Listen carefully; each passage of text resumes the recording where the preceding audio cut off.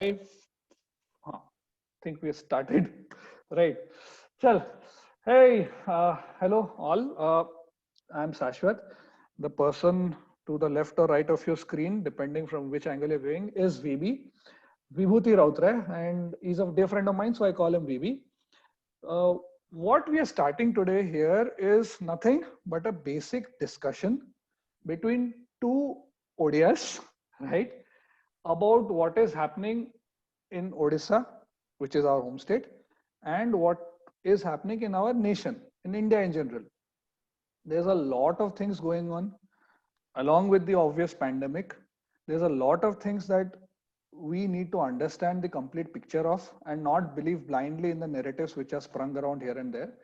And to help us understand, I have invited my friend VB, who, given his day job, is in a position of strength, is in a position where he can give us a wonderful perspective about various things which, as we start, you'll get to know, where we try to discuss, be it the China situation today, uh, be it the narrative that is going on, the prevalent narrative in India today, or things which concern us, are us ODIs as a intellectual, on an intellectual basis, right? So VB, over to you. Yeah, thank you, Sashwat. That was a very candid introduction, and I would like to say hello to everybody who's viewing this. The very reason why we are here or why we are discussing this is because we feel there is a huge intellectual gap in between the realities and what we see on mainstream media or in fact social media. Social media is let's not forget, it's just a reflection of what the mainstream media is. We might consider one more truthful than the other, but in the truer sense of things, they are not so different. What Yes. has happened? What has happened over the past decade is that the people in the mainstream media have spilled over to the social media, Mhm. and hence the opinion of mainstream media has also percolated down the social media. And in all eventuality, that's what we have all been consuming. I see a lot of discussions, no doubt. I see a lot of discussions. I do agree that information has been democratized ever since the advent of social media, but I do not think that we are having any kind of informed discussions yet. We're not having those meaningful conversations. We do not have a good perspective on a lot of topics. I think a lot of friends that I have today discuss topics on a very superficial level. They scratch the surface. They, occasionally, talk about what China is doing. They occasionally talk about, what's happening in the United States. They talk about what's happening in the NBA. They talk about what's happening in the English Premier League, and yet they have no idea who the city mayor is. I mean, the that's the depth that is missing from our discussions. While in the course of these discussions, as we move forward, we would like to bring you some very very pertinent points that should be kept pretty close to a lot of discussions that we're going to have. And all of you, no matter where you are, wherever you have these kind of discussions, you should be able to bring up these perspectives and say, okay, that's not the real deal. This Mm. closer to home, this is the real deal. Yeah. And also, as we move forward, we would like to break open the shells of various issues, and in a way bring these issues very closer to you. So Sashwat, let's flip about with our first topic. Okay, cool. One more thing before we get started I mean, in the true sense of the term, for all the viewers out there who are watching this, if you are getting grainy video feed, or if there's some technical lag, I apologize in advance, because both of us have pretty lousy cameras, right? And we'll try to uh, build up. We'll try to build up as the series progresses. So, as a first attempt, if there are any glitches that you find, technical glitches or otherwise, or if there's any mismatch in the voice versus the audio versus the video, please apologize. No, sorry, we apologize in advance, right? ठीक है, let's get started. So VB, Abhi, what is yeah, happening? yes, The last week and the week before, there was again, see, we all know for the past 4 5 months that China has been very aggressive at the borders, right? yes, They Yes, have a policy which is expansionist to say the least, and absolutely, I mean, how do I put it? Mane, suppressive to say the worst, right? They have absolutely scant regard for international treaties, international border agreements, and all they want is to establish the so-called Middle Earth or some kind of a kingdom wherein the Chinese are on top of the world and everybody is yes, below them. There is some, I don't know how, if legitimacy is the right word, but they have some background vis-a-vis the manufacturing prowess that they have, which is undoubtedly the best in the world. They manufacture everything from a humble agarbatti to a car to all sorts of electronic gadgets. Everything you name it, they manufacture it. So absolutely, absolutely. probably this is the basis of their belief that maybe they can conquer the world in our times today, right? But along the way, what has happened, their expansionist plans have been throttled by Indians, obviously, and by the other powers, the powers of the West in general, be it America Yeah, or nowadays even Australia is standing up to them. We know that Europe has stood up to them, right? And there are economic restrictions been put in place.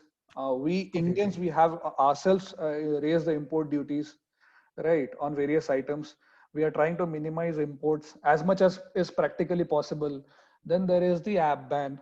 So there are things which are working in tandem on a global scale to try to stifle the Chinese economy overall. That is happening on the economic front. But on the Yes, pure army and on the territorial front, there have also been some misadventures by the Chinese. There was the yes, Galwan incident in June, and what has absolutely. happened? June incident. We'll start off with the June incident. We'll try to get some perspective, and then we'll try to discuss what has happened in August 29th and 30th, wherein there are various, as is the case, the fog of war, as they say, wherein Yeah, two sides are presenting different versions of the story, and how it works out, and how we as Indians and our Indian army, what is our position vis-a-vis what is their claimed position as of date, right? Over to you, VB. yeah. Thank you, Sashu. So, to explain all of this, I think we'll just take a walk back to the roots. As you Okay. were explaining that China and its expansionist policies, I would like to correct you there. China is no longer expansionist. It has almost gotten back to its roots of Oh, being an imperialistic country. okay. Look at it.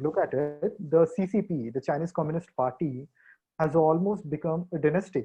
With Xi Jinping ruling out any successors, he has had undaunted control of the Communist Party.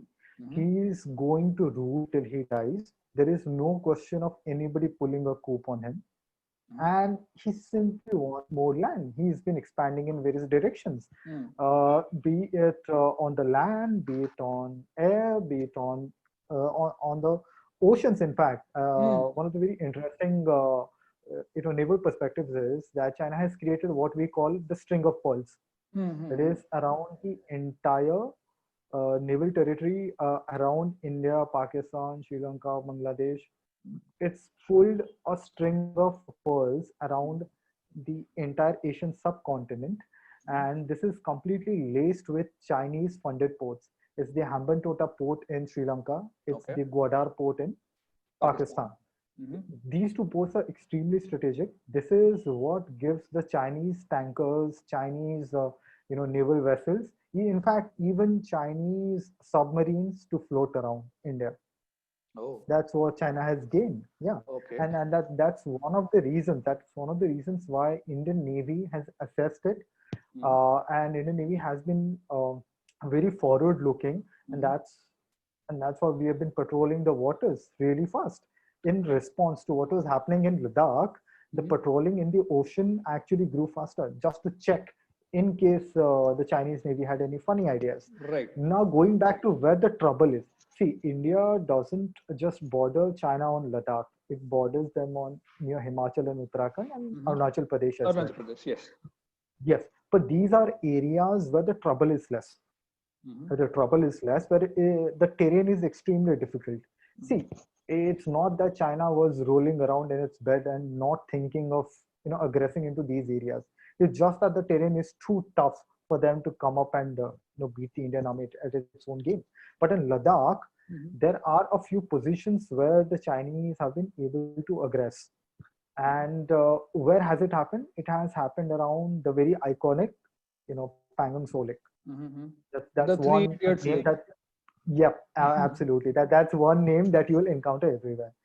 Now, where the problem is, the thing is, there are 8 strategic points around the Pangong Lake. These are called the 8 fingers. I'm pretty sure that you must have come across names like Finger 4, Finger 5. Oh my God, the media frenzy. Yes, yes. So till from left to right, the fingers are in ascending number: 1, 2, 3, 4, 5, 6, 7, 8. One question: why are they called fingers specifically? Is there any specific reason they are called fingers? Yeah, because they're located on the ridges, and they look like fingers of a palm. From the top, okay. Yes. So the problem is now from finger 1 to finger 4, this is all within Indian control. But the thing is, India considers the LAC at finger 8. India does not consider the LAC at finger 4. India considers it at finger 8, but China considers it at finger 4. Now the thing is, what India considers finger 8, China has already come and set up a base camp near finger 4. It has crossed finger 8, 7, 6, 5 and set a base camp near finger 4. 1 minute. So supposedly there are 8 fingers, right? Ridges along the Pangong Tso Lake, right? India claims all from finger 1 to finger 8 falls within their purview, and it is the LAC on the finger 8. China says finger 4 to finger 8 is LAC for India. Finger 4 to finger 8 is the LAC, line of actual control. Okay. China says nothing doing. We have all of it. All of it is ours. They're saying that we have LAC till finger 4. Finger 4. But even if by their estimates they still consider it LAC and they've still aggressed. They've crossed finger 8. They've crossed finger 7. They've crossed finger 6. They've crossed finger 5. And right now they're within striking distance of finger 4. And finger 4 is exactly where the Galwan Valley clashes took place. Okay. The infamous men Valley clashes. Men of the Bihar regiment. What was the actual scenario wherein the Chinese were routed through? I mean, they had the nightmare of their lives, right? Absolute nightmare. See, the Ghatak Corps of the Bihar regiment, they were called in. And I think Ghatak Corps are very underrated. They're extremely good fighters and hand-to-hand combat. Maybe underrated for a reason. Yes, absolutely. They're underrated. And there is one more confusion. I think a lot of people tell me when I discuss this, they tell me that China is such a big country. It has a lot of equipment. It has a lot of men. They could just start raining down upon us at various points. And that's actually not possible because the Chinese side of the LAC is a flat terrain. All right, it's a flat terrain. I'm talking about the area outside finger 8 because according to India, this is the LAC. So the area outside finger 8 is a flat terrain. You could move in tanks on that area. Tanks. Yeah, you could move in entire tank companies on that area. But on the Indian side of the LAC, I'm talking about the all the 8 fingers. These are extremely high terrain, high altitude areas. It's very, very tough to get into these areas. And China has been facing this issue as well. On 29th and 30th of August, Indian Army finally moved out of its shell of static defense that it has been doing since 1962.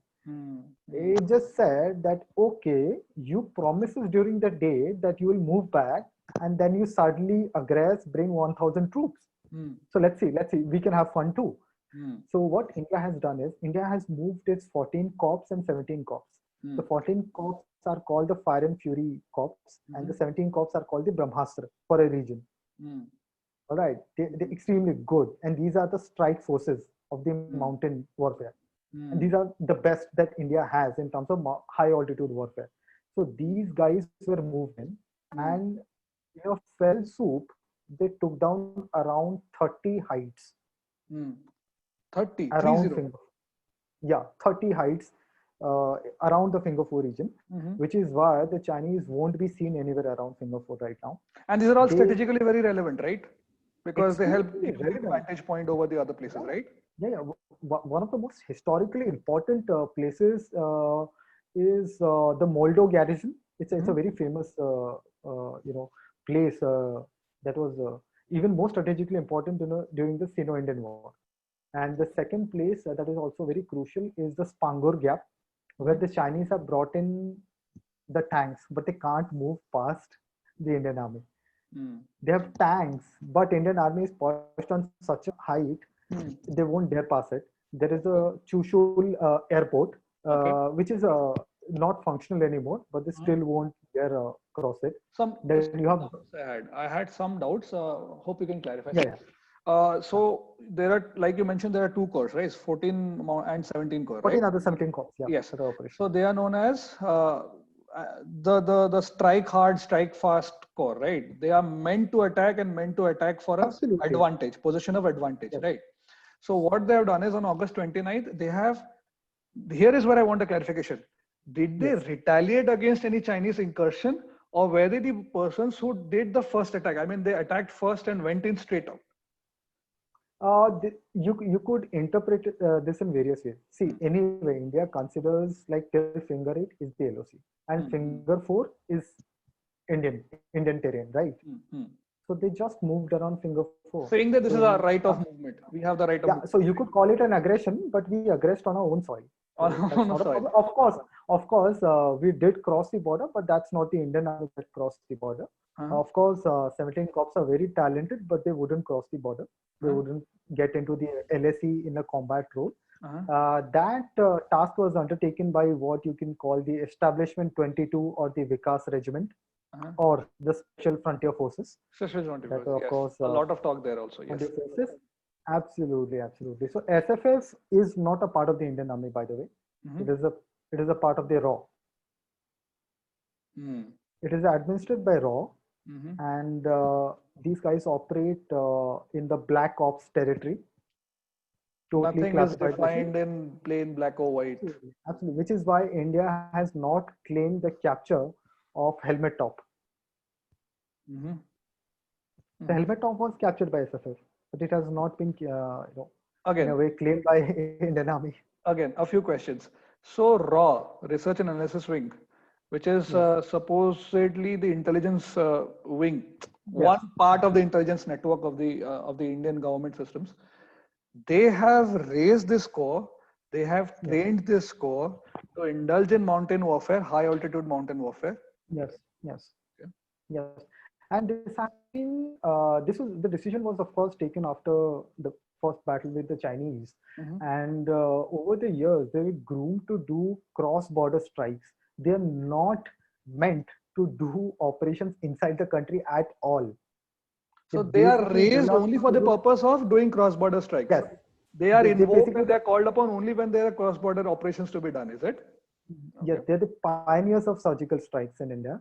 Okay. And they've had some really, really special missions, on their hand. Mm-hmm. And imagine it's a complete force built up of Tibetans. Tibetans. So it is like adding Tibetans salt who to the wound. salute the Indian flag. Yes, the And Tibetans who salute it is the Indian adding flag. salt to the wound, right? Imagine from the Absolutely. Chinese perspective, is they have to accept that okay, it is an army of Tibetan for people who came into our Yes, territory and maybe hurt or maimed or killed our men. So it will be a yes. terrible loss of face, isn't it? Absolutely, absolutely. That's why the Chinese have great amount of vitriol to spill about the SFF, and in fact, even the Indian government has shied away from, in a way, announcing that SFF is anywhere involved. The Indian government, strategically or non-strategically, has made a very conscious decision. Mhm. But I think Tenzin Neyma's martyrdom, Mhm. uh, the very fact that it was made public is Mhm. a fantastic move by the Indian government Actually, yes. towards recognizing SFF. Mm. This is the Towards first recognizing time this has SFF happened in over the decades. and towards recognizing the cause for which the Tibetans are fighting. It's a very Yes, tacit approval that the government at large accepts that the Tibetans are fighting for their independence and the Indian government is absolutely. with them. The very fact that Ram Madhav was there was a great symbol of appreciation, of acknowledgement that what you're doing, our forces are with you. Right. Yeah, yeah, Okay. yeah. My So they question salute two flags, by the way. They did salute salute two two flags. flags, Yes, yes, I saw that. Yes, Tibetan flag and Indian flag. yes, and they chant Bharat Mata Ki Jai in the same breath as they chant for the Tibetan motherland. Right. Yes. Fine. I'll come back to this SFF because I have heard, I read about the an ODIA connection to this. I'll come back to this, Yes. but Yes. I think you're aware. Anyways, Yes. prior to this, I'll go back to this. The idea, the way the Chinese machinery works, right? Yeah. Help me understand. I'll just lay out the points and you can help piece the pieces of the puzzle together. So the Yeah. Chinese apparatus, right, the way they govern and the way they have the expansionist plans put in place, they are doing everything at once. They are trying to Yes. strangle other countries economically by making them dependent on China for manufacturing, number one. Yes. Number two, they have the Belt and Road Initiative, wherein they are Yes. undertaking huge infrastructure projects in especially third world countries and in especially countries like Africa. And they are then kind of pushing them into the debt trap, which is what happened in the Sri Lankan case as well, the Hanambota port, Yes. right? Also And in then, Pakistan. yes, and in the in the navy sphere, what they are trying to do is actively discourage smaller countries from laying claims on maritime waters, which is under their control, under the smaller countries' control, be it the Yeah. Philippines or the Vietnam country of Vietnam or Thailand. What they are doing is they move in 10 miles, claim all the 10 miles is there, and then when protested by the smaller countries, they'll push back 5 miles, but the 5 miles they'll keep with them, or at least claim to keep with them, right? Now Yeah. my doubt is, what I'm trying to figure out is this sustainable in the long term? Are they not spreading themselves too thin? Resources at the end of the day, resources are limited. There's only so much you can build, there's only Yes. so much you can expand, right? Yes. Are they not spreading themselves out too thin? After this, I'll get back to the SFF. Yeah, sure. So the Chinese imperialist agenda has been to loan out to the smaller countries and in a way capture their Mhm. trade. Look at what they have done to Australia. They've Australia. captured the entire trade. Yes, What they they have have. done to United States in a way, what they have done to India in a way, is that they've captured large stakes in the captive market. They Mhm. funded, good ideas, Mhm. full credits to the Chinese for understanding that what might work in India. So they've invested. Look at what SoftBank has invested in. Look at the number of online aggregator services Mhm. running in India that are funded by SoftBank. They've done the same thing in the United States as well. Huawei and ZTE used to be Mhm. some of the biggest telecom manufacturers in the United States. Right. True. And it's not only that they are manufacturing the batteries or the components of the mobile phones. They are also venturing out into the network part of it. Huawei is one of the front runners in the development of 5G network. I mean, in terms of the tower part, the True. infrastructure part. Right. So my understanding is they have figured out that we have to hit the basics: road, Yes. navy, infrastructure in terms of highways and bridges, infrastructure in terms of networking routers, or be it, I'm not that well versed in all Yeah. this, Yeah. but Yeah. the mobile telephony network in general, right? So they are trying to take Yes. strategic control over countries and trying to be in a position of power to negotiate as and when they want. My doubt again I comes agree. back to the same point. At some point in their expansionist agenda, they will realize that they have run out of, be it funds, their resources in general, right? Yes. Yes. When is that point coming, or has it already come? You would see what has happened in the recent past. The world can be a little bit thankful to the COVID pandemic to have triggered this clause. What has happened is Germany, France, Hmm, Australia, hmm, United hmm, States, and India. hmm. Remember, four out of these countries are part of the Five Eyes intelligence network. Yes, Yes, so yes, it's very yes. crucial. So these So, four countries have decided that they're not going to listen to what China says because, of course, uh, the rumors are still very rife that the virus has come out of the Wuhan Institute of Virology. I as think far as I'm you might have concerned, you might have seen it's an act of bioterror, uh, as far as I'm concerned. yeah, yeah, you might have seen the news today from that researcher Hmm. who actually claims that she has scientific evidence, and That it's lady, not right? impossible. It's not impossible. There's a lady Yeah, who yeah, has yeah, claimed. Yeah, yeah, got it, got yeah, it. yeah. Yes. Scientist, and she has escaped from China. I think Hmm. she's in the United States right now. Hmm. And she has given out an interview. So we do not know how much true it might be, Hmm. but let's just consider the fact that China is in a way responsible because it knew and decided not to warn other countries and decided to send travelers back home. So yes, Yes. China is complicit and other countries have been able to see through it and they're Yes. not happy. Imagine the losses that they've incurred. No amount of trade will be able to compensate the United States for what the COVID-19 has cost them, Yes. right? Yes. The Yes. same thing is with France. It's on the brink, and the same thing is with Germany. Yes. And it's terrible. These countries won't take these losses very easily. And Germany, in fact, has sent a bill to China. Yeah, yeah, yeah. I heard that as well. Yes. Billions. The Yes. the irony of the whole situation is an act of bioterror unleashed by China. That is how I see it. An act of Yes. bioterror unleashed by China to make other countries submissive has actually, on the contrary, made them all the more, resistive, and has united all the countries together to take a stand and say, no, we will not be cowed down by the bully. We will not be Yeah. cowed down by the classroom bully. We will stand up to the bully and say that this is wrong. Right. Yeah. This is what is See, happening. you look at how United States, progressed its agenda under Ronald Reagan. Hmm. They understood the value of what they had gained in terms of goodwill during the First and the Second World War. In Hmm. fact, more in the Second World War. They understood that they are now positioned Hmm. as a nation to reckon with. Then came the Cold War. They were able to put the USSR down. They Correct. were able to, put Germany down in a way, Correct. and they were able to ingress into the Middle East. Correct. We're talking about Kuwait, we're talking about Iran, we're Yeah. talking about Iraq, and Hmm. of course the 9/11 happened, and then they aggressed into Afghanistan, and then Hmm. they gradually became more active in Northern Africa, which Hmm. is also bordering the Middle East. Hmm. And yeah, so they became very active in Northern Africa. So Hmm. while they were progressing in Middle East, they were also progressing in Africa, installing so-called democracies in various countries. Yeah. They went The step by US are step. here. They went, Let's install democracy. yeah, yeah. They went step by step. They didn't,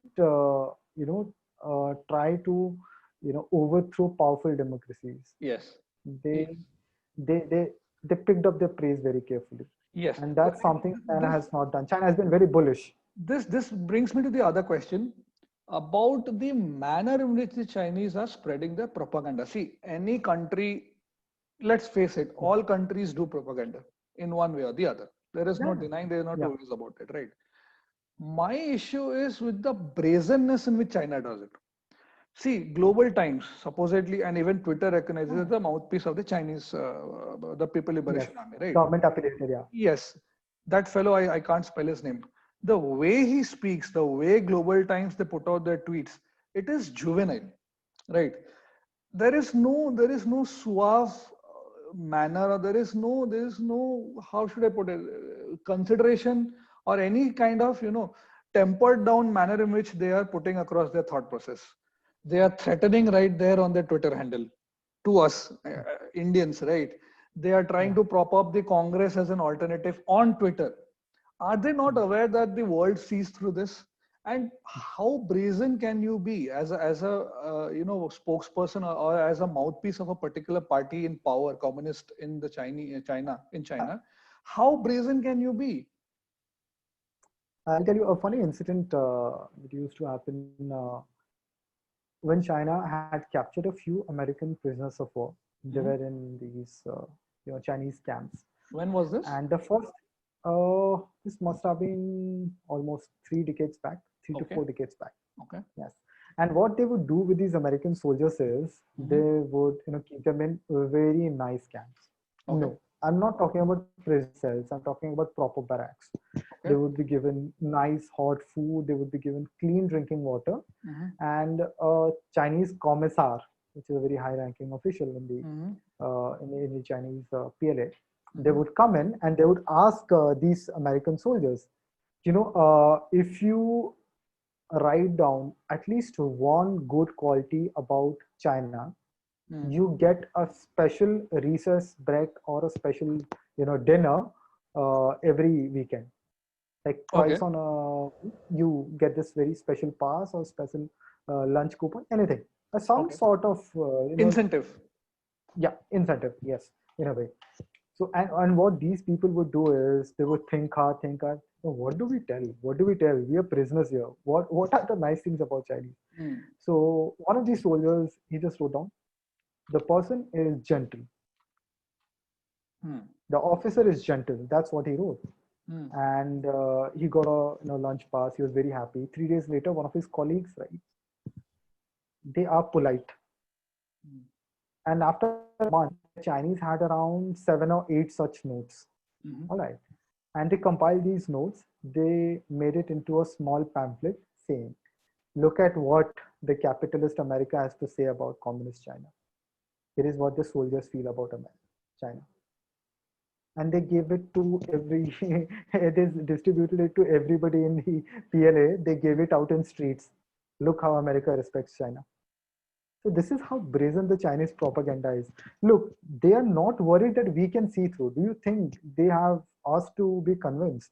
No, they only have the Chinese people to be convinced. Oh, for their own And people. they have been, yeah, the propaganda is not for us. The propaganda is for their own people. And they've been doing so successfully for decades. You know, nobody has blinked an eye that what is China doing? Why do you think have they, blocked off so many social media networks? Yes. So that they can literally tell people what they want. Yes. And so that other people can't tell the Chinese people what they want. But it So sounds it's a very funny story ridiculous. with It China. almost sounds caricaturish. It is juvenile, like I said. I mean, for any normal individual to be viewing those tweets and to be seeing that they're affiliated to the Chinese PLA, the Yeah. only I mean party in power in China, and supposedly so for the last decade or so. Sorry, Yes. more than a decade, like 30, 40 years, right? Yeah. Yeah. So it is juvenile to see their tweets. I mean, it is absolutely childish. Forget childish. A 12-year-old kid can compose better tweets than this. The way they write. I am particularly reminded of this tweet wherein they threatened us that you back off and Indians should back off and this and that. What are we in a 1950s war movie? Yeah. Yeah. China and Russia, both of these communist countries, they are the pioneers of propaganda, Yeah, they of are. modern war propaganda. They're the pioneers. Yeah, They they can are. write textbooks about it. They should teach in schools because Yes. they are They literally probably the do. experts. Everybody else Probably do. can only learn. Yeah, I don't think anybody can come close to them when it comes to propaganda. And this is, see, the Chinese Communist Party has a propaganda unit. The PLA, the PILAF, the Chinese Navy, all of them have special propaganda units. I'm not kidding. There is a propaganda minister I have in China. also heard that they have placed their propaganda ministers in various units of the army and the navy. Yes, My God. yes. These are the commissars. These are the commissars. Missiles. Their job is to do propaganda right on the front line. When other people are holding guns, they will be holding mics. And this is what they have been doing in And Ladakh. that is why their army is not a fighting unit, is what I suppose. If Uh, See, I'll tell you what has happened. What has happened to China in Ladakh? So, like I told you, that India has 14 other 17 corps. Chinese have the sixth Highland motorized unit and the fourth Highland mechanized unit. Mhm. And these units have two infantry regiments. They have at least 2 to 3 tank companies, and one tank company has 11 tanks each. By the way, they Okay. have artillery support. They have airborne support, which is the Chinese airborne force, Hmm. and they have anti-tank guided missiles, the Mhm. ATGMs. Mhm. And I can tell you, it is filled with firepower. But what China had in 1962 was infantry. Hmm. What China has in 2020 is mechanized infantry. While it is extremely good to fight on the Chinese side of the terrain, Hmm. it is just not possible for them to do it on the Indian side of the terrain. Which is why India is further regressing down the LAC and taking back the points that it should have. It should have. Yes. Now, because once you push back the Chinese, Mhm. there is no way for them to recapture those points. It's extremely tough. See, the Chinese have moved around 50,000 soldiers from these two regiments. and they're filled with Humvees. Because I'm their talking side is about it's a all lot of the more cities. plain side, right? They're not very Absolutely. undulations compared to the, which brings me back, like I said, which brings me back Yeah. to the Special Frontier Force.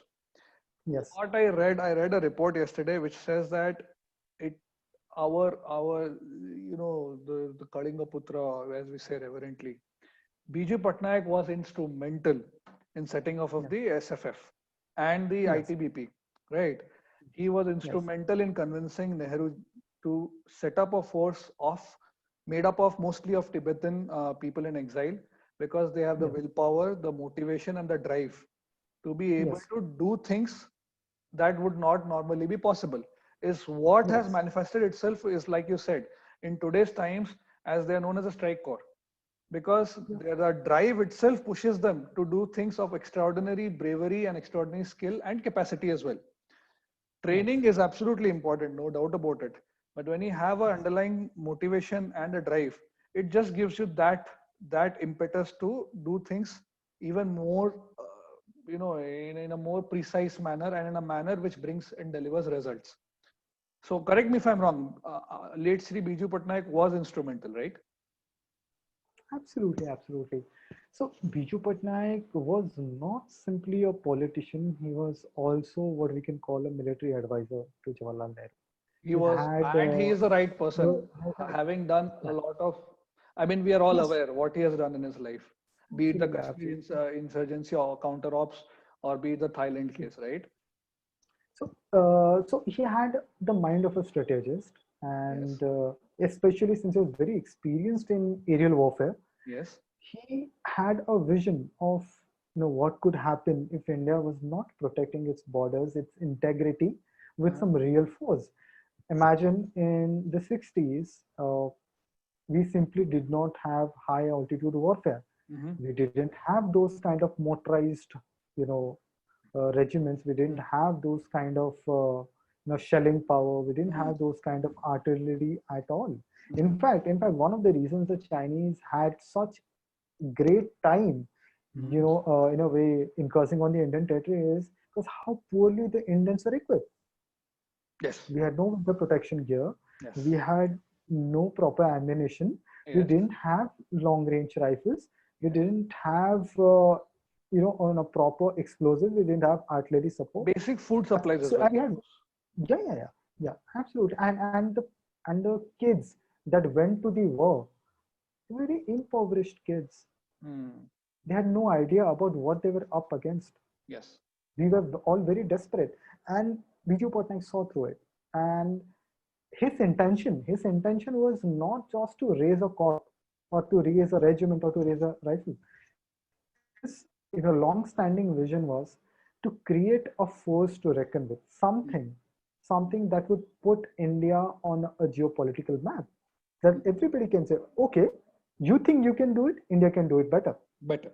The Mm-hmm. idea was not just to make the army larger. The idea was to have something that can take out high value targets. And that's why the SFF was created.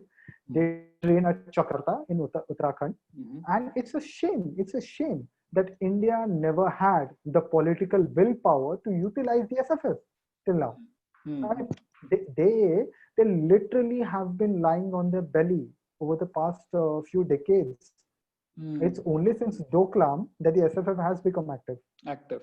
I Before think that Doklam, the major contribution was also there in the Dhaka Liberation War, right? They had a contribution, yeah, yeah. but then Uh, See, that was a call of duty. That was a call of duty, but that was not the purpose for which they were created. yes, Of course, yes, they are a yes, they strike were corps. raised with very They were specific intent. created for high altitude warfare. Hmm, Yeah, hmm, yeah. hmm, So they hmm. were not created to, strike Fight in on the the plains, plains. They were created to strike in the mountains. mountains. Yes, yes. And see, when you talk about Bangladesh, Hmm, the liberation of Bangladesh, in fact, today we have the Makos, we have the SF, we hmm, have the Garuds. These hmm, people can go in and execute such missions.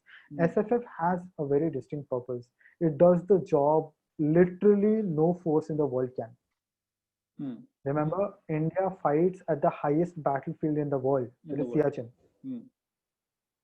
But And SFF is trained to fight in both in Siachen and similar heights. but like SFF, from what I understand, is in a position of plausible deniability. If it works, it works. Absolutely. If it doesn't work, we are not there, right? They are not officially a Yes. part of the Indian Army, as far as I No, understand. yeah, they are administered by the Research and Analysis Wing. Yes. They work as a covert black ops unit, Mhm. and this is what gives them, such great, agile way of Mhm. functioning. This is what Correct. gives them that kind of motivation that they can cross the border, strike hard, strike fast, and come back. Come back. And they have done it in the past. They have done several very daring recon raids across Mhm. the border. This was back in the 70s, just Mhm. after they were created. They have done some of these beautiful, beautiful missions. And it's such a pity. It's such a pity that we have not utilized them. Utilize them, yes. Because Yeah, see, previous dispensations did not have the political guts or the willpower or the stomach, so to speak, to take on the Chinese and call out the Chinese bluff for what it is. We have to give credit to the current government that they have been able to stand up to them, and let it be known that their bluff is only acceptable to a certain level. Right. yeah. Beyond that, it's a bluff, So ultimately. some additional news has been coming in that Indian Army has taken over various places. It has taken back the old road leading to Kailash Mansarovar. Yes, I heard that as well. Is it true? Yeah, I don't know. several heights, several heights. In You're fact, right, right? large parts of Kailash Mansarovar has have been taken, Right. and the PLA has moved around 2 to 3,000 troops near Hmm. Kailash. They are placing in missile formations. They're Hmm. placing in, anti-tank guided missiles Hmm. in case India has plans to aggress further. What is the assessment? Two questions. Two questions, both related to assessment.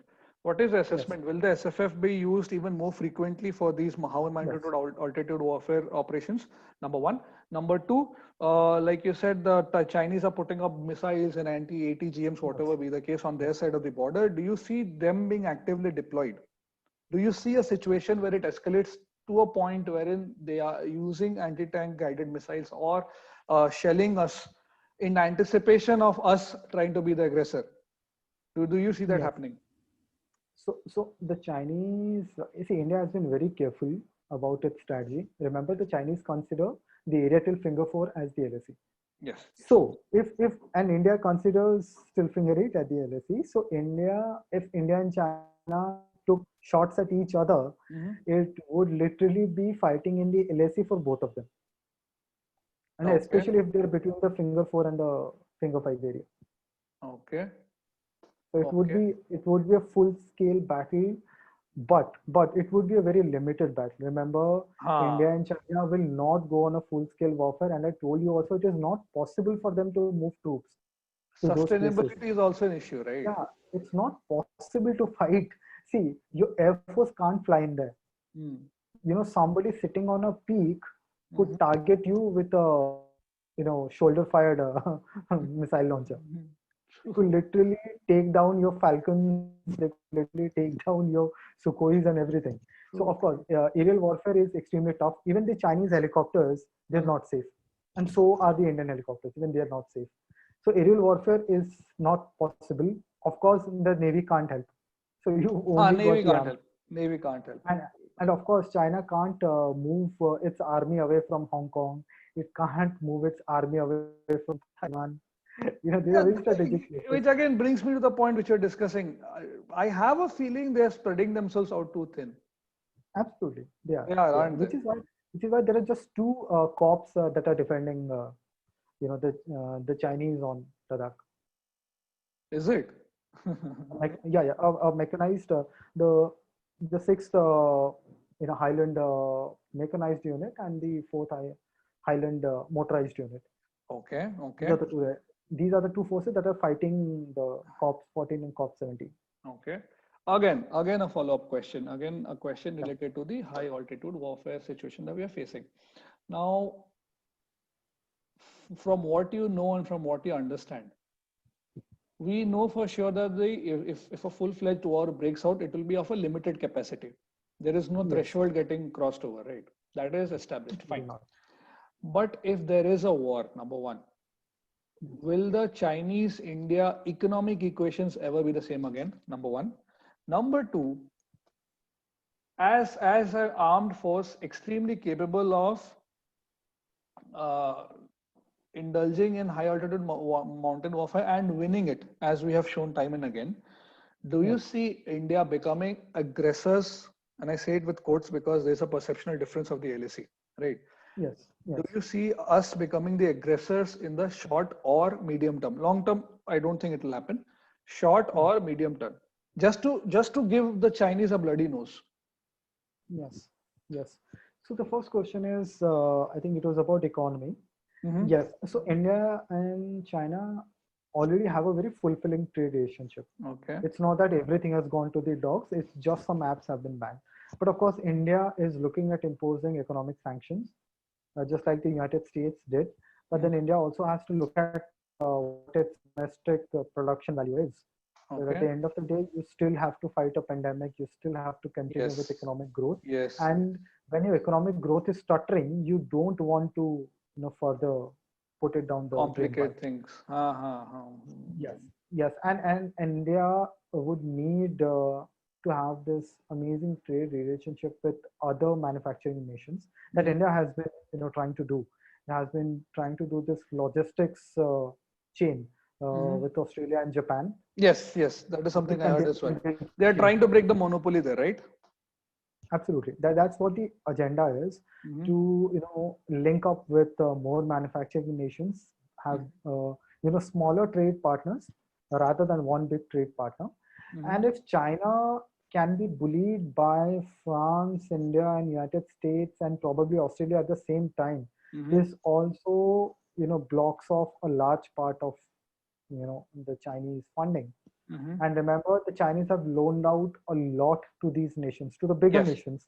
Yes. And imagine what happens when these bigger nations just say, because Donald Trump has already hinted that he Hmm. is going to announce that these loans are default, that he'll not pay back these loans. Yes. And Yeah. this could happen. Yes. And we will have VB. I just had a thought. We will have a separate session like this, like what we're having a discussion Yeah, yeah. on the larger Chinese game, right? Yes. Today we are focusing on the mountainous regions and Chinese expansionist plans with a bit of input here and there about the overall geopolitical agenda for the Chinese. Yes. One fine day we'll have a discussion on how China plays its geopolitical game, right? Wherein we'll discuss the trade angle, right? Yeah. The loan angle, how it simply puts whole countries into loan debts, and Yes. how it tries to coerce nations into accepting or being submissive. Let's have a Mhm. discussion there, right? Yes. So that we can move on to our next topic of the day. So Again, in a way, huh? before we go, just one a line to close the topic. Uh-huh. India plays chess, right? Traditionally, we've been playing chess as a board Right. game, Right. and China plays Go. So in chess, Okay. your idea is to knock off the important pieces of the Uh, opposing army, and when Right. you kill the most important pieces, you win. Right. Right. But in Go, the idea is to cover as many squares as possible on the board. True. That's what the Chinese play, and Hmm. that's what is also imprinted into their ideologies, into their thinking, into their politics. Hmm. The politics is about expanding. The Expanding politics at is not all about costs. defeating. Just Yes, the expand. politics is not about defeating. The politics is not about removing leaders. Hmm. It's just to expand. Make countries survive to the Survival. Chinese economy. Let them have their governments, but at our will, as and when we Absolutely. want. Absolutely. Yes. What is happening in case of the WHO as well? We'll have a discussion there. How it is Absolutely. influencing bodies. We'll have a discussion. Yes. That topic warrants a separate episode, if I can say so myself, I right? agree. I agree. Yeah. So we'll move on to the next topic, which again is in a way connected to the Chinese situation today, because a lot of our narrative today is split vertically in two parts. There's Yes. a left narrative, there's a right narrative, right? Yeah. The left narrative, at least in the past, in the decades past, has been traditionally pro-Chinese, which makes sense. I mean, given the ideological similarities, right? Yes. The right narrative, the right-wing narrative, has gained prominence over the last decade. Before that, nobody bothered. It was either the left wing or the center. There was no right of center. There was no right at all. It was left and center. That's it. Yes. Now, my question, which is in a way connected to the how the narrative is being built, be it Chinese situation today, or be it the general situation, the general perception of India with respect to geopolitical powers, is the right-wing narrative, right? Yes. What I want to know, again, you are in a position to speak because your day job involves this, right? I want to know from you, how do you see, number one, where is the right wing narrative today? Number two, where is it going? Number three, is it sustainable? The right wing narrative. When I say right wing, it is not just it's limited to the Ayodhya movement. That is a subset. Yes. It will exist in its own silo. What I'm Yes. trying to say is the overall right wing narrative, wherein the causes of nationalism and self sufficiency, right, dependency being minimum on other nations, those factors also come in. Yes. So my request for you is to give me and whoever is watching a perspective on, again, like I said, what is the right wing narrative? Where does it stand today? Right? Where, what do you see to happening? How do you see this expanding or contracting in the near future? And is it sustainable in the long term? When I say sustainable, I look at the left wing narrative as a sustainable example. The left wing Yes. narrative has sustained itself for a good amount of the last 40 years, Yeah. right? And it is not only limited to the conventional media, it is everywhere. It is in JNU. I don't want to generalize, but a large part of JNU is Yes. driven by left wing ideology. It is Absolutely. there in colleges in Delhi and around Delhi. And I say Delhi, it is there all over India, but I say Delhi because Delhi is a seat of power, right? Yeah. Delhi controls India, right? I mean, that is how it Yeah. is. There is no two ways about it. The narrative also flows in the way we consume our content, at least used to. There were Yes. films in the 90s which had a very typical, stereotypical narrative. The rich man is the bad guy. Our hero is the savior. He comes from a poor family. He has suffered all through his life and he fights the so called system. And he wins because left wing, right? My understanding might be a bit shallow. I am willing to accept, but there was a very proactive attempt in the early 80s, mid 90s to be able to project left wing ideology, I mean, core tenets of the left wing ideology in the way our mainstream cinema portrayed stories. Yes. Thankfully, Yes. it is changing a bit, but there was, and we have grown up on those films. We all have, all our generation has grown up on those films. Yeah. So that is a classic example and the best example of us long-term sustainable narrative and a long-term Yes. sustainable ideology. So Yeah. that being the example, that being the prime example, how do you see the right-wing narrative going forward? Over to you. Yeah. Thank you. Thank you, Sashwat. So, to begin with, I don't think currently we have in Indian polity uh, the right wing at all. Mhm. I think we have the centrist, and we of course have the left. We have the liberal left, Mhm. and we have the moderate centrists Mhm. who are also very populist in nature. Mhm. Remember, it is the left that created the idea of economic populism or socialism. Mhm. Okay, so the economic populism has become the nationalistic populism Mhm. for the BJP. The Mhm. BJP, I think, is a very centrist party. Mhm. Uh, Centrist. eh, Okay. yeah, BJP is a centrist party. It's not a right-wing party at all. If you look at the policies of Narendra Modi, I think he is even more socialist than UPA 2 was.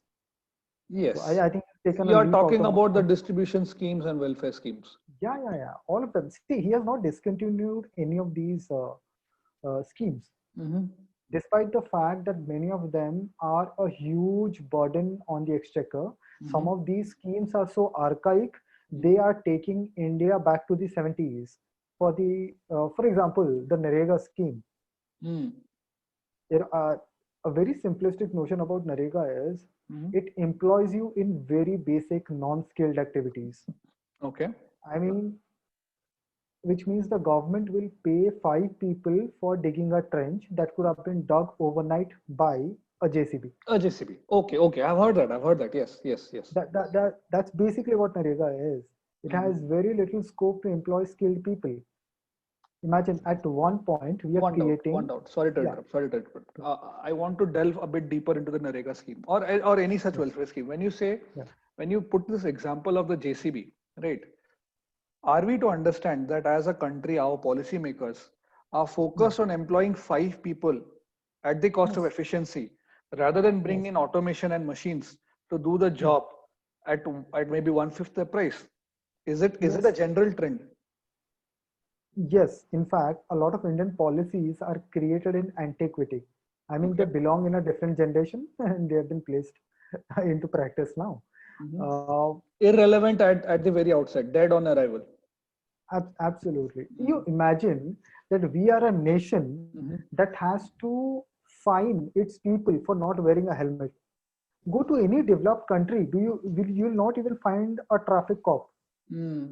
But in India, at every like half a kilometer, I think we have two traffic posts with three policemen Mhm. whose job is to see who is obeying the traffic signals and Mhm. who is wearing a helmet and who is wearing a seatbelt. Mm. See, Mm. this is how far behind we are in terms of these developed nations. See, developed nations are not just developed by in terms of economic value, Mhm. but in also in terms of law and order, in Mhm. terms of how the citizen interacts with the government. It is very poor in India. In Mhm. Bihar, there are Narega mafias who make money by employing JCBs to dig places where 20 or 30 people have been asked to dig. And Okay. they take these people to the bank. Mhm. They ask them that you draw the money. Mhm. Then they take all of it. Mhm. They take the money for meant for the 20 or 30 people. First, they pay off the JCB. Then they pay off the chelas, the The middleman. supporters, the Mm. middlemen, all of these supporters. The whole Then system. yeah, then something goes to the banker, something goes to the officers, Mm. and then they would buy Coke, you know the soft drinks, the thumbs Mm. ups, the Pepsis of the world, Mm. and then they will serve it to all of them Mm. on a plate, make it look very respectable, and then give them 500 rupees each for what they could have earned 3000 each. Now imagine if digging was not such a useless activity Mhm. manually, and the government was not willing to spend so much, Mhm. they'll also do this. So Right. billions are siphoned off Narega. So the Narega scheme looks excellent on the papers because, Mm. of course, money is being disbursed. Nobody knows Mm. where the money goes. And if Mm. Narega was so good, Mhm. you wouldn't see such abject poverty and you wouldn't see such abject joblessness. And in fact, Narega has been a big reason Mhm. in states like Maharashtra, Odisha, and even in Andhra Pradesh, where people have left farming and Yes, gone yes. up to Narega because it is easier to make money. And it is more Because you don't need to sustainable. have skills, you don't need Yes. to have training. Yes. Imagine. I Yes. mean, this is like work a few days in a month, make the money they more money than they used to make through farming. Yes. So the prevalence of Narega is also a discouragement for farming because And of how easy it is to accomplish. and Narega becomes a poster child for how socialism is implemented in India and how it is being carried forward by the current government as well.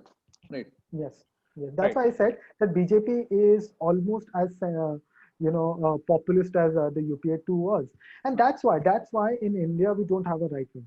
Uh, you look at the policy definition of what right wing is and what is happening in the United States in that aspect. So the Mhm. Republicans are pretty much right wing. They have been so since the 60s and the 70s. They have stuck to the policy guns. They have decided that they're going to take up that space on the right. But in Mhm. India, ever since our independence, Mhm. everything has been molded in the framework of left. Left. That is how The prevalent it genesis is. is left. The Yes. genesis is left. Yes. That is why. See, that's why our academia is left. Our officers' lobbies are left. Yes. Our industrial Unions. our industrial lobbies, or even the labor unions, they Mm. of course are Bank unions. leaning towards. Yeah. All kinds of unions Even I'll give are you a simple mobilized example. for the left. I'll give you a simple example of how Yeah. deeply entrenched this leftist mindset is in our growing up stages. even to this day, a person who has earned wealth legitimately, right, Yes. who has earned money the right way and has become rich, is looked down upon by the normal people, saying that usne kuch, he would have done something, some Right. tax evasion. Yeah. Yeah. Yes. Yes. We are by default very suspicious of people who have earned wealth, as Absolutely. if wealth creation is a sin. I'm not generalizing, but it happens. It exists. All of us, somewhere or the other, you and I, all of us are responsible. All of us have judged people this way. That is how deep this ideology has set in our minds. That Yep. the very basic concept of wealth creation or wealth Yes. generation, be it an individual or be it for a company or a group of people, is looked down upon. And it has happened in the case in right up to the echelons, top echelons of power. We have a finance minister who, I don't know, we'll have a discussion on that sometime as well, sometime in the near future. Right. So we look down upon wealth creation as a sin, which it isn't. It isn't, right? I mean, if you're doing it legitimately by paying the taxes, right amount of taxes, by supplementing Yes. government Yes. schemes, what's the harm? Where is the harm? Yes. Right. Yes. And So you that is look how at deep it. Look at it how. Yeah. So you look at it how so India I'm Incorporated so has sorry. I'm so positioned. sorry. I'm so sorry. I'm so sorry to interrupt Yeah. you. Yeah. I'm Yeah. Yeah. Sure. reminded, with all due respect, I'm reminded of that rapper. I don't remember, some Dhule rapper or someone who had Yeah. some From recently. Koraput. Yes, yes. Was Who it had, from Koraput? I think. huh? Yeah. Yeah. I think he had migrated to Surat and then come back, Come back. done some. He, Yeah. Yeah. I think.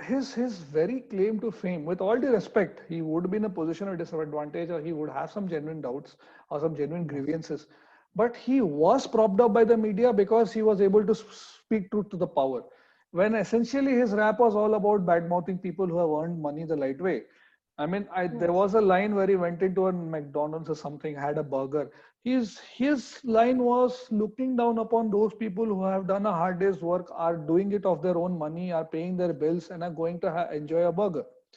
See, my issue is we have been so deeply steeped in the left-wing ideology that all Yes. of us, when we are conscious of ourselves, we are born leftists, and then we Yes. gradually migrate to a right of center or right or whatever it is.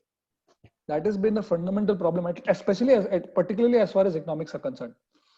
The genesis of this nation, the genesis of this nation's politics are in the left. Ah. See, I see this, what you're talking about, the kind of mentality that we have today. Mhm. This is a vestige of the colonial rule. Yes. We Yes. were being oppressed by people who were very superior to us. And of Yes. course, they had fairer skin. So for us at that point, fairer skin was superiority. Huh. We thought, okay, fair skin, they have ships, they have guns, they're superior to us, and we're supposed to hate them because the original industries that were set up here Hmm. in India Hmm. belong to the British, Yes, it did. and people and Indians who would work there would be treated worse than servants. So Yes. of course we learned to And hate our it, bosses. and it has become a part of our psyche growing up. All of us. All of us. Yes, yes. As somebody said that, and the Babu left the nation and handed over something very special to the native, and that was his own land. And the Online. native had tears in his eyes. Right. Of course, of course. Grateful and all. Huh? Huh. So we're So, so underwhelmed. We are so underwhelmed all at all the time, and I don't think India is so quickly going to learn how to respect hmm. people who make money, people who create wealth. Our Hmm. understanding of economics is very Keynesian. We Hmm. believe that once wealth exists, you can Hmm. distribute. We see Huh. wealth as something that has been accumulated since time immemorial. That's not the case. That is not the case. Wealth is actively created every single day. And if Yes. you don't create it, you can't distribute it any further. Yes. Where For there is for only basic thing is to be able to distribute, you should have wealth. You should be exactly. able to generate it. The thing is, as a race, as a civilizational race, we tend to look down people who have earned wealth the right way, and there are Yes, lots of people who have done it, right? yes, But we tend to look down कि नहीं by माने there should be something wrong. Otherwise, how could he earn money? Whereas we are stuck in a 9 to 5. I have a problem with that. I'd say, ठीक है, he made his choices, she made her choices, we made our choices. It's all our choices which has become, which manifests itself in the way we earn. We should not be. The thing is, they should have the paperwork and all that. Kagas should be ready. Kagas, right? Right. Anyways, Yes. coming back to the moot point. We digressed a bit. I'm so sorry. Yeah. So yeah, your views on the right wing narrative.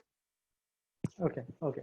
So India's right wing will need to get its act together Mm-hmm. and cultivate, inculcate these values Mm-hmm. in like what they've done with Saraswati Sishu Vidya Mandir, the SSVMs. Mm-hmm. That's what RSS has been able to achieve.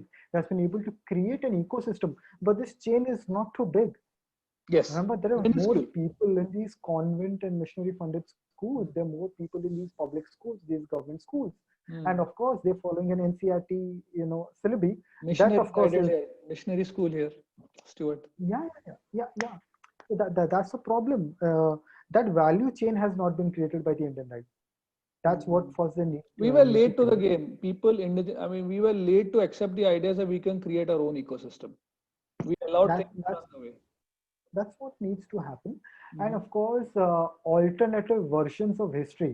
See, till date, you had the Romila Thapas and the Irfan Habibs of the world Mm. telling us that there is nothing at the Ram Mandir site, right? These are the kind of people who tell us that, and there is a huge list of blunders that these people have done, Mm-hmm. and these so-called people, these so-called talented historians, including the great Dalrymple, Mm-hmm. Oh, where where are the alternate versions? Where we are are our deep still holders? fixated with the Goras, no? This William Dalrymple being put up on a pedestal where he has the authority to speak Yes, on things that is not indigenous to him. We are responsible as a race to have put him in a position where he decides what is right for us and what is right for our narrative, wherein yes, he doesn't even belong here. I mean, I'm being very blunt. He yeah, doesn't yeah, belong here just because he's written a couple of books, which he has, and they might be good books for all I yeah. care. But those books don't give him the right. They don't give him the position of power to be able to dictate terms to us in terms of our narrative, in terms of how and what we teach our future generations. But it has happened, and it has happened so fast that in a matter of a couple of, I think a decade or so, William Dalrymple has suddenly become the go-to man. He is the man who will advise us on Mughal architecture, and he becomes the man who will advise us on how to lead our polity. See, Indian right has only two well-known historians. One is Sanjeev Sanyal, one Sanjay is Deep Sanyal, Haldar. See, Deep Deep Haldar. Haldar's greatest contribution to India is he told this nation about the Marichhapi massacre in West Bengal. The Yes, CPM till date does not own this one up, and they go on harping about how Modi was complicit in 2002. Because yes, you guys own up what you did with Jyoti Basu. yes, yes, And there are more secrets that will tumble out the yes. moment Mamta Banerjee goes out of power in West Bengal. Okay. So Which he will. CPM, It's a matter of time. yeah, so they used to employ a force. They used to employ a force. The CPM is Mhm. called the Harmat Vahini. So Harmat Vahini was almost like a paramilitary force raised by CPM, and its only job was to do basically, massacres, finish off opponents, raise down, burn down villages. They were Scorched earth. almost like a almost like a strike force of the CPM, Scorched and they earth had therapy. They will come and raise building. My God. absolutely, and they had a practice, very interesting practice that of course the left wouldn't own up to. It's called basta put. So basta put is after you massacre the family, you'll put them in sacks, and then the soil on which the blood is spilled, that soil will be also be put into that sack.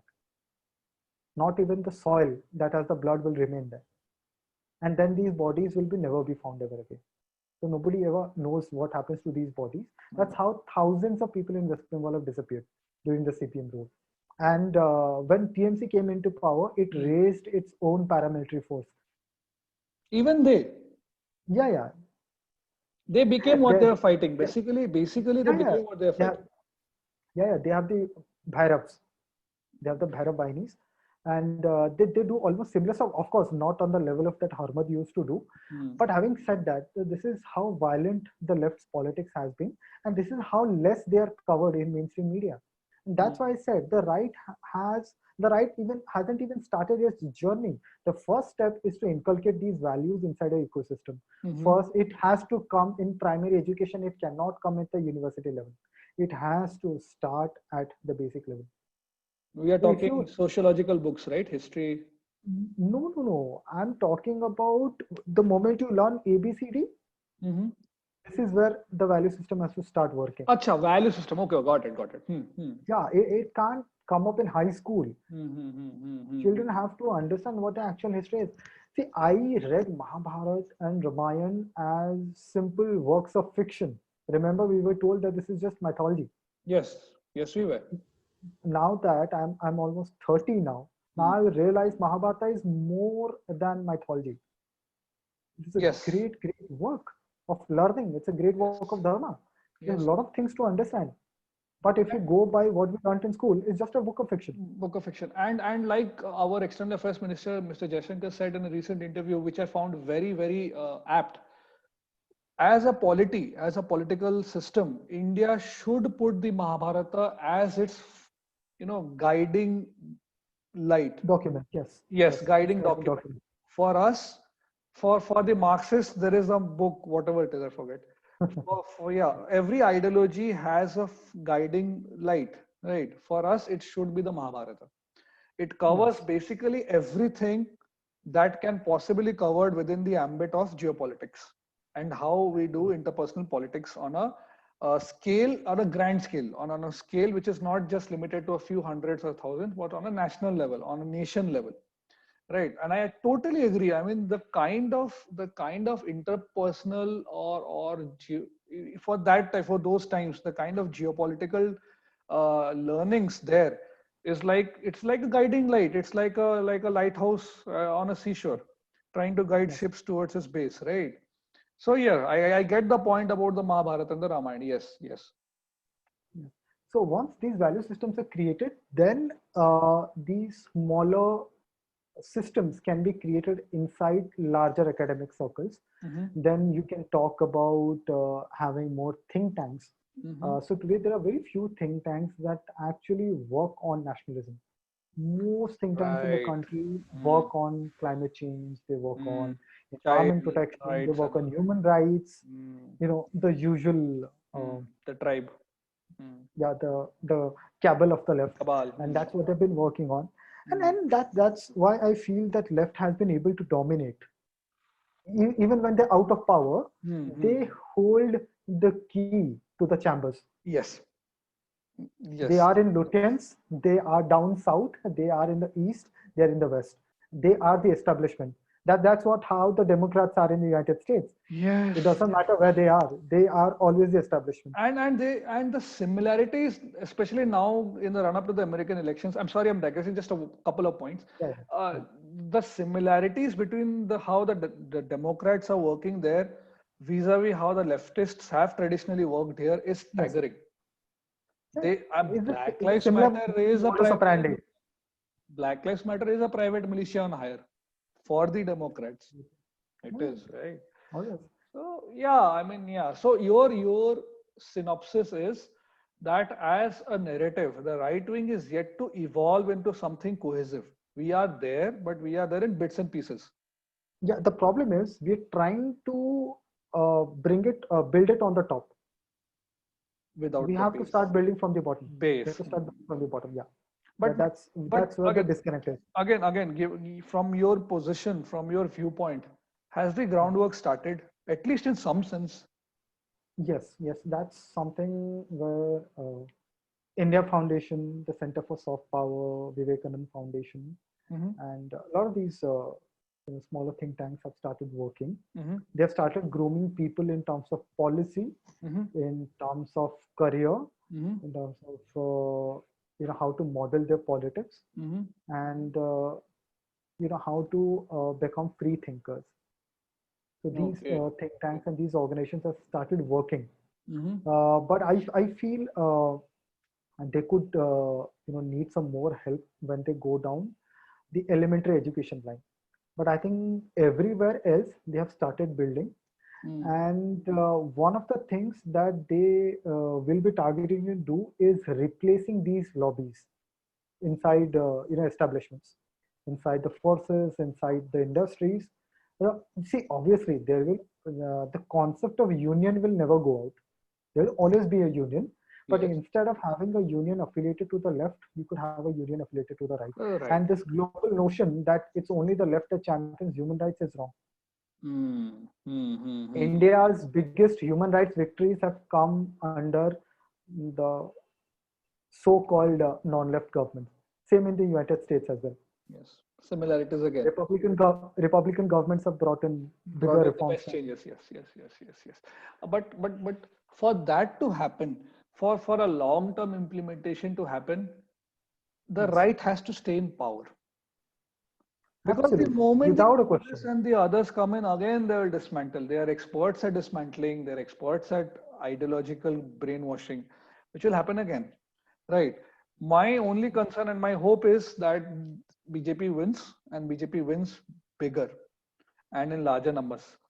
The See, way Rahul everywhere Gandhi across the world, right is winning. huh? Everywhere across the world, Uh-huh. the the economic right, the cultural right, the fundamental right, everyone is on the rise. Every other nation that is going to polls will have a right-wing party in power. In fact, one of the only superpowers that has a centrist government, that's France. Mm-hmm. Emmanuel Macron is more of a globalist. Even he looks like he'll lose. He'll But lose is he and not shifting to the right? He's becoming no, a no, no. No, no, I think see that's the advantage of being a globalist. His view of the world is very global. right. You'll have to give him that. Le Pen will come up and replace Macron when he's gone. So Mm-hmm. France will have a right-wing government. Mm-hmm. So Angela Merkel is on a decline. She She is. barely managed to put together an alliance this time. So Yes. she is gone in the next election.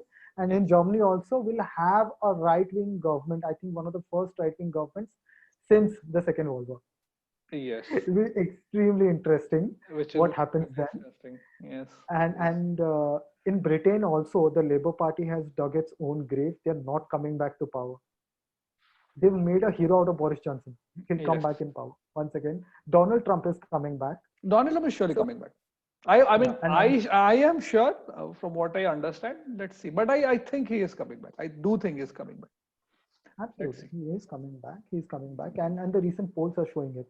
He Yes, they are. has closed down leads, 9-point leads against Joe Biden Mm-hmm. in Mm-hmm. in the red states. Cool. Okay.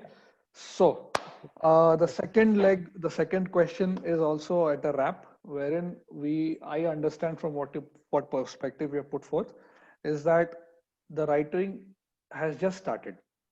Just that, There's a yes. long way to go for us. When I say us, I hope I refer All to of all us. right wingers, wherein we build a ecosystem that is sustainable and pervasive across all levels, not only restricted Yes. to one channel or one media outlet or one mode of Yes. communication, but pervasive across different levels. I hope that happens. I think it will Yes. happen, but for that to happen, the BJP needs to be. I mean, BJP or any right wing party. I don't know. For all I know, might be any other right wing party in the near future. But let's Yeah. see. Let's see. They need to be in power for that to happen, True. right? Okay, we'll come to the final part of our discussion today. And this is a bit lighter for all our Okay. public discerning viewers out there. See, if my viewer out there, whosoever it is, 5, 10, 15 people, whosoever, I mean, depends on the numbers who are watching. If you are the kind who's interested in geopolitics and right wing, left wing, this is where it ends. From here on, what we will discuss is Yeah. localized. It pertains to our hometown, I mean, our home state, Odisha. And it pertains Amazing. to a topic which has gained so much traction on social media that we have Notoriety. legit memes there, right?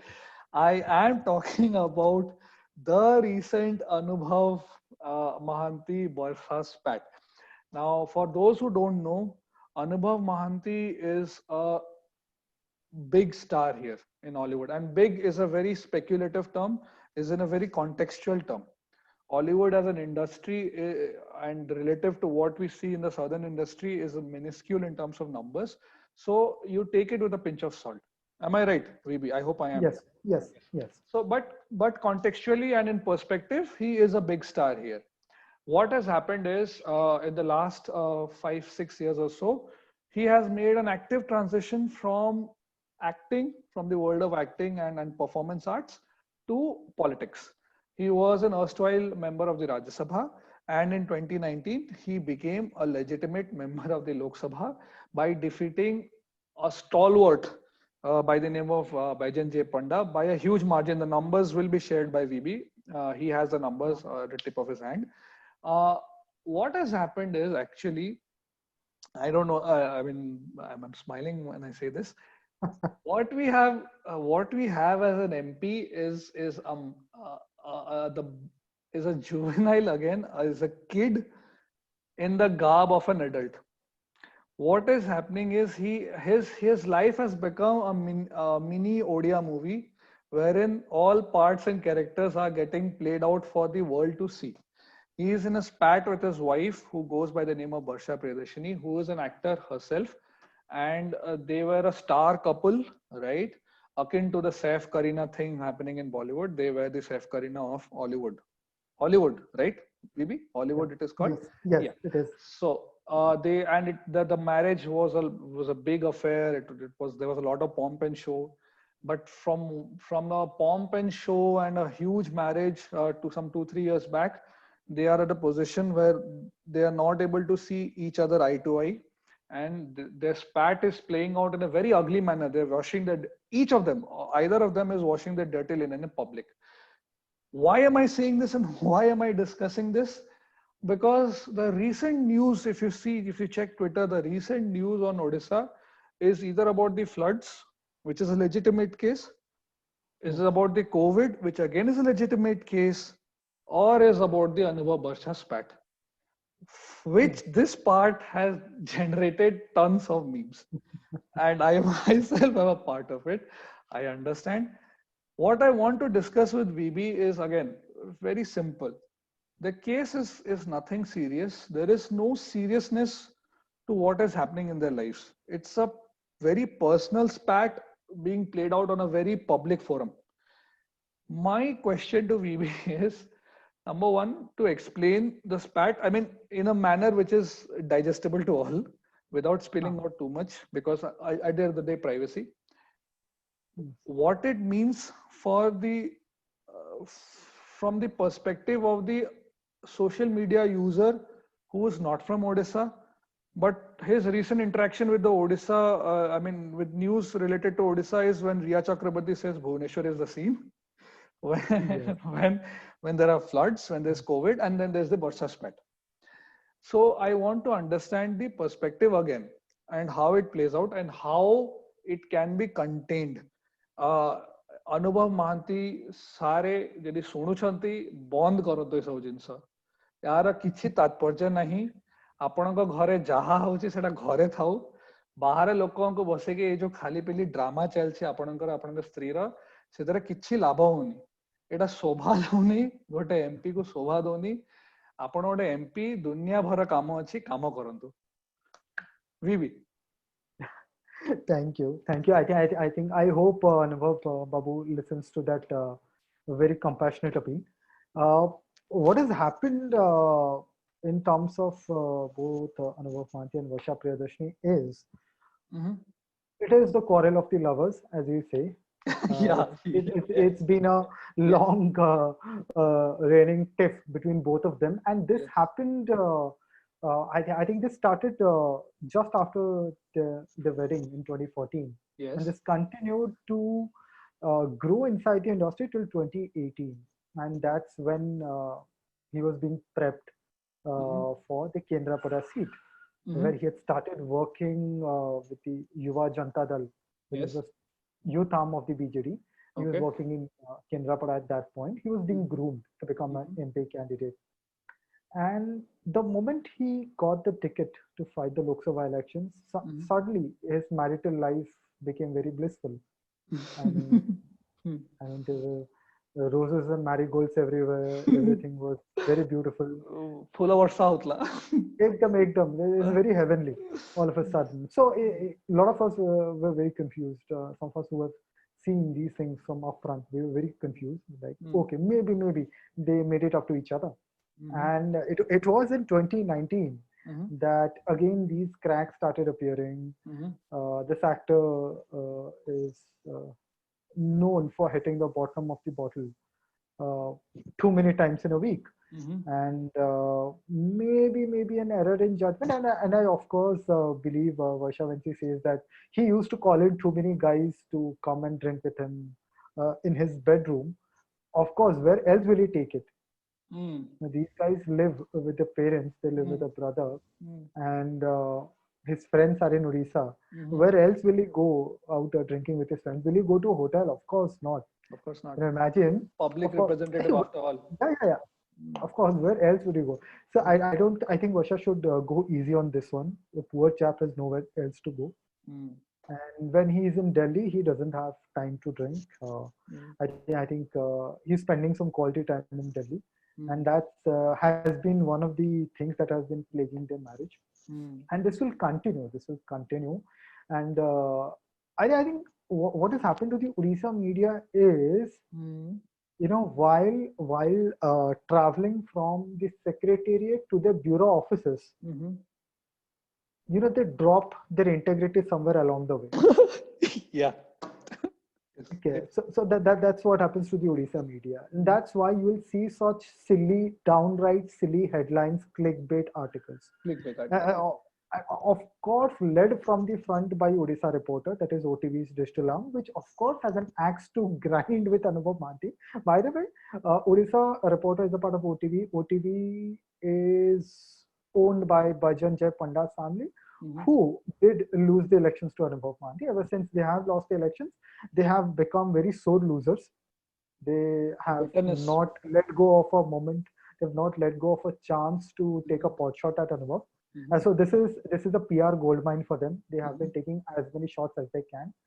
And of course, after looking at what happened to Riya Chakravarti in Mumbai, all of us people who were like, okay, why are you making a media circus out of it? Why is she being hounded? Why are we discussing this? Why are we not discussing COVID? Why are we not discussing GDP? Numbers. And okay, I mean, it's still Anubhav Mahanti, it's Varsha Priyadarshini. To hell with GDP. Let's talk about what happened between them. So this is what is happening in Odisha. In context of politics, what will happen is this will create a very, very dirty environment in terms of how politicians are represented. Because I do not remember such a trifle in the media about somebody's marital discord. Remember whether it is Lekhashi Samantraya or whether it is Bhrigu Bakshi Patra, the two stalwart spokesperson of the BJP who have been training their guns on Anubhav, they both have very disturbed family lives. Both separated from this politics. And somewhere down the line, it doesn't suit the overall political narrative as well. I mean, it doesn't suit the political discourse in general. That I'll tell you the funniest part. The leaders of all of these three parties, none of them are married. Right. Rahul Gandhi is not married. Naveen Patnaik is not married, and Narendra Modi, for all practical purposes, is not leading a marital life. No, he is not. I don't understand the problem of these, rent-a-penny minions. I mean, why would they want to do something as trifling as this in the media? There are two aspects. One is there is a bit of maturity which needs to be shown from Anubhav's side as well. There is no doubt. Indeed. The way he's playing it out as a professional performing artist, maybe it's fine. As an MP, then the stakes are higher, right? Of course. As a party, for the others to take pot shots is hitting a bit below the belt. If we do it, we don't hold party positions. We do it for fun. It's one thing, right? Because see, it's always an action and reaction. When you start pinning someone for his or her personal life, you are opening the floodgates for someone else to delve into your personal life as well. Yes. right? So, and then it becomes murky. My own request to, like I said, my request to Anubhav is, you have an issue. I understand, I agree, but there are more mature ways to deal with it. There is a mature way to deal with it. You need not wash your dirty linen in public, even if the other party does it, and vice versa. One has to, either one of them has to take the stand and be more mature in this manner. This is not a fight between two lovers who are there in their college. They are I agree. individuals, mature individuals, and we expect them to take mature decisions, even more so from Anubhav, given that he's a public representative. Ultimately, Yeah. he is the face of the Kendrapada constituency. He Of represents the course. Kendrapada constituency in the seats And it's of a power. historic constituency. It's a historic It constituency. is. It was led by Biju Patang himself. Yes, and he has won from a person who was a stalwart, who was expected to win. He was expected to retain his seat. So what he has done is no mean feat. Let's be fair. He has Yeah, won two an and a half lakh election. votes. Yes, the numbers Almost are two and a there. half lakh votes. Anyone can verify.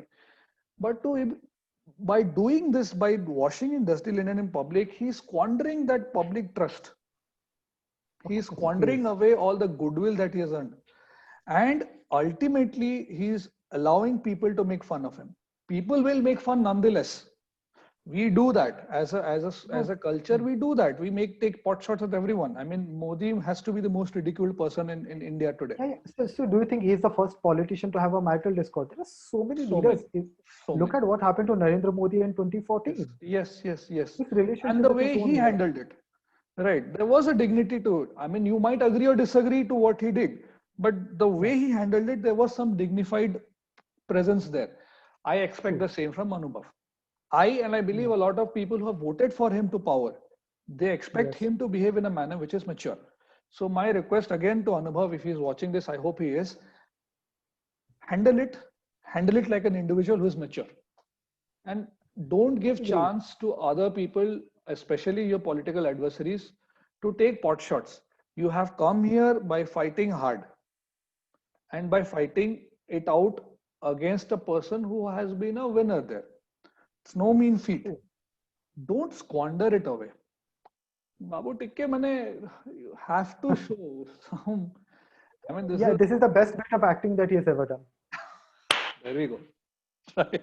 This is the best bit of acting that he has Performance ever of his done. life. See, there we go. And let's be fair, us commoners doing it is one thing.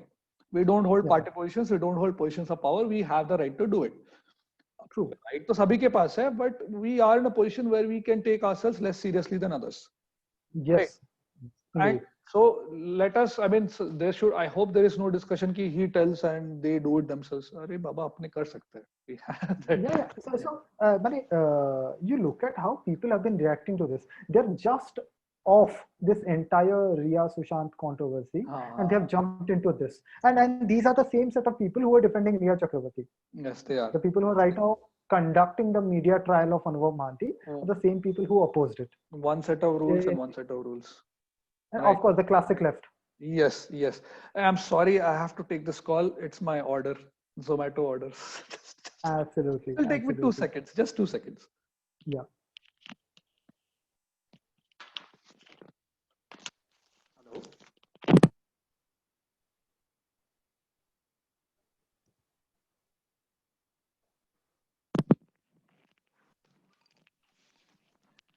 Yeah. Tell me. I'm so sorry. I'm so sorry. No, no. Interruption, minor interruption there, Yeah, yeah, but yeah. I'm done. The work is done. Yeah. Yeah. So I hope Anubhav sees this. I hope it reaches out to him. And this is it's a general appeal. I mean, I have made fun of him myself. I know, Yes. and Yes. people will make fun of him, and we are entitled to do that. It's a free democracy. We are living in a democracy where we have certain freedoms, right? I just hope that he acts in a manner which is befitting his stature as an MP. Of course, of Not a course. As a lot of parliamentarian privilege. in in the world's largest democracy. Yes, yes. I just hope that he acts in a manner that is really fair. And for those who are still clueless about this controversy, go out there on Twitter, type out the names, you will find n number of articles. There is no dearth of articles out there. There's no shortage. You can find n number of articles and I think somewhere on the second article, mid second article, you lose interest but it has given some sort of viral angle to this whole fracas. I hope it Yes. solves. I hope this gets solved in a manner which is mutually beneficial, agreeable, and mature. Right? Yeah. Yeah, and in a way, the BJP utilized the Riya Chakravarti case as a smoke screen for what it was doing or not doing. There. Uh, I think the Biju Janata Dal has also done the same thing, that it has used this entire thing as a smoke screen. I People hope. can binge on the news while we get on and do the stuff that we Do the want to, stuff. or simply hide away errors or policies and whatever. Right. So I think it is very important for people to understand that what is at stake. We are at a very important point in history, Yes. for good reasons, bad reasons, but we are at a very important juncture in history. Yes. And all of us should be putting our minds and our hearts into what we are doing, keeping our families safe, feeding our families, trying and doing something amazing at work, raising the spirits of the community. It's a Yes. very important time in history, and we And shouldn't be wasting it on and these in trivial general, stuff. just being positive about the whole pandemic. It Yes. is taking a toll. I have had my own days wherein I have fallen into this trap, and but we have to come out of it. This was not willed out. This is not something I or you or I wished, but here we are facing the situation, and the best way to tackle the situation is to be positive about it, Yes. right? And listen to both of us. Oh yeah. I mean, Even yeah, more. and help give us a helping hand. I mean, We're help going. spread the word so Absolutely. that we can do more episodes like this, right, baby? ठीक है चलो Absolutely. चलो चलो we'll wind up today. It's been lovely, Vivi. Lovely. We do this. And We used to do this khoti when back in our days. So this is just an yes, improvised version of the khoti so that the discerning yes, public can understand. We hope absolutely. for the viewers out there, we hope that this reaches out to you, that you enjoy this talk. I think this in I think it's more than 1.5 hours, but whatever it is, it's a long form podcast of sorts. I hope all of those who are watching this enjoy this. We have had a great time. I hope Vivi has had a great time discussing I on had an this. amazing time. I had an amazing time. Oh, same here. And I hope that you have had a great time too. We'll try to come back based on the reactions that we see about this on various social media platforms. We'll try to regularize this. We'll try to have more discussions. There are so many discussions to have. There's the geopolitical angle. There is the local political angle, where we are as a nation, where we go forward. There are movies. On one fine day, so I think VB and I will be reviewing movies as well. That should happen, yeah. We watch a lot of movies. Absolutely. So we will Absolutely. have a perspective there. The idea is to talk, to interact. The idea is to share. And if these things go well, who knows what it might grow to, or who knows what it might not grow to. All I want Yeah. and all we want, the both of us, that more people listen to this, the more people form opinions on this. Opinions which are informed. Opinions which are not based on half-assed information. Sorry to say that. True. I And think that you that's a form huge leap opinions forward. based on perspectives from both sides of the equation. Right, chalo, Bibi. Thank you so much for your time. Appreciate it. Have a great week. And we will plan out something. And There will be more episodes of this. I definitely there will be absolutely. more episodes, irrespective I, of the number of views or whatever. Right? and Chalo. this is where I'd like to quote somebody that I love very dearly. Sure, please. For more updates, keep watching this space. Rajdeep Sadesai. Oh, there we go. Rajdeep Sadesai. Oh, I love not that guy. I Rajdeep. love that guy. He's in a position where he's trusted out by everyone. Vulture. Maybe, As Sambit Patra called him. maybe a bit improvised. Maybe Odisha wants to know. Who knows? Maybe. Maybe. That's going to get very interesting. Chalo. Thank you all. Thank you so much. Thank you. Have a great Thanks, week ahead. Bye bye.